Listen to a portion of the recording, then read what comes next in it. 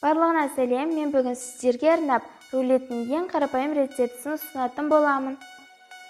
Атысымыз бен миксердің венчигін қағаз сүргімен құрғатып аламыз. Жұмыртқамыздың ағуызына бір тамшы судың өзі түспеуі қажет. Өйткені біздің рулетіміз жұмсақ болып шықпай қалуы мүмкін.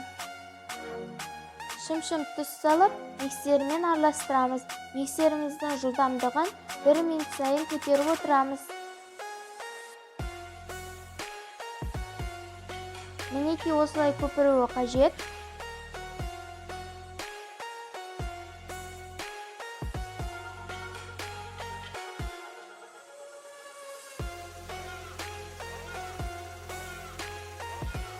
Қант қосып, өзінің қалпын ұстағанша миксерлейміз.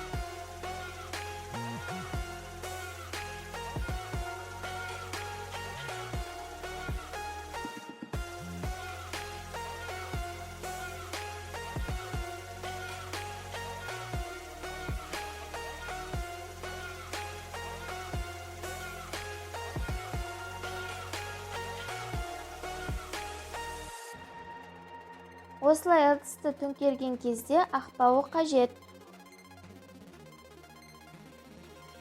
Жұмыртқамыздың сарыуызын алып, қант пен ванилин қосып, миксерлейміз.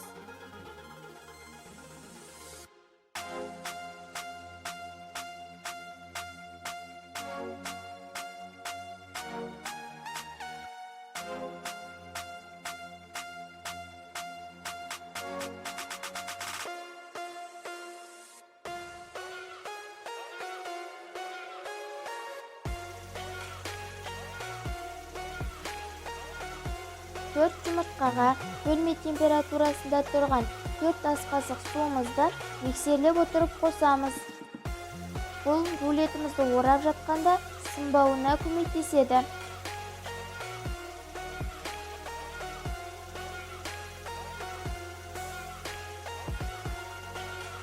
Ұнымызды бөле отыра ситадан өткізіп, массаны басып алмай араластырамыз.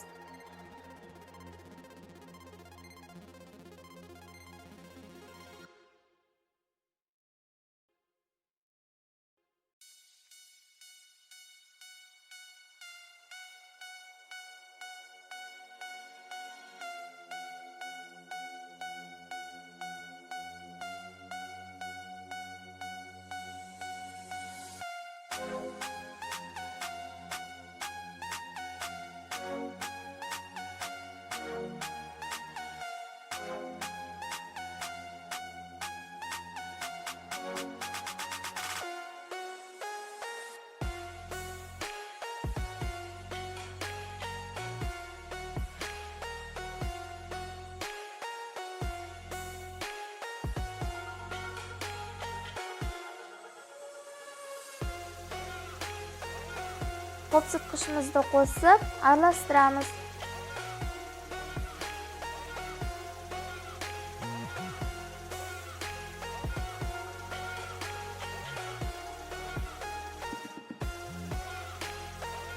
Сарыуызымызға ағуызымызды бөле отыра қосып, массаны басып алмай араластырамыз.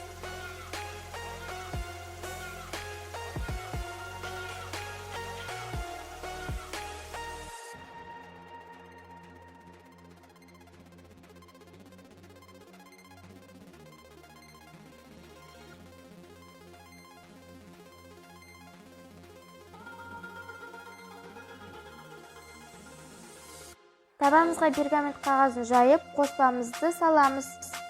Бір текті қылып жайып шығамыз. Бір жері қалың, бір жері жұқа болып қалса, рулетіміз сынғыш болып келеді. 180 градуста қызып тұрған пешімізге жібереміз.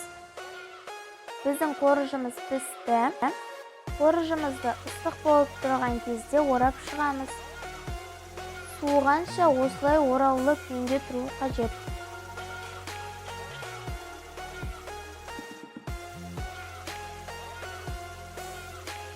Енді біз кремді дайындаймыз. Сметанамыздың үстіне сахарный пудра қосып араластырамыз.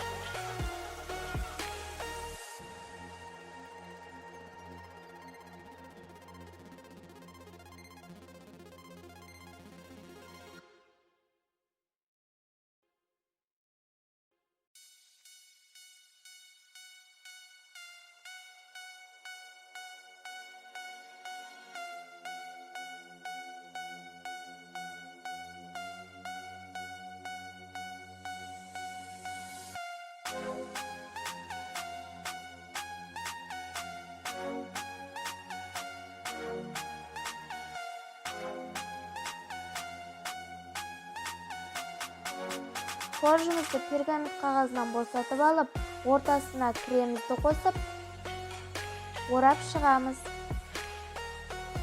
Енді қалауларынша әсемдеп шығасыздар. Мен қалған кремді алып, бетіне құйып шықтым.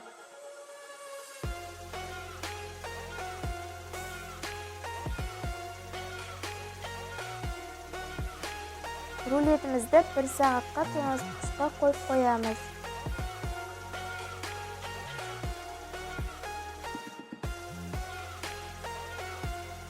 Мінекей біздің рулетіміз дайын болды. Видеоны лайк басып, пікір қалдырып, мені арнама тіркеліп кетіңіздер.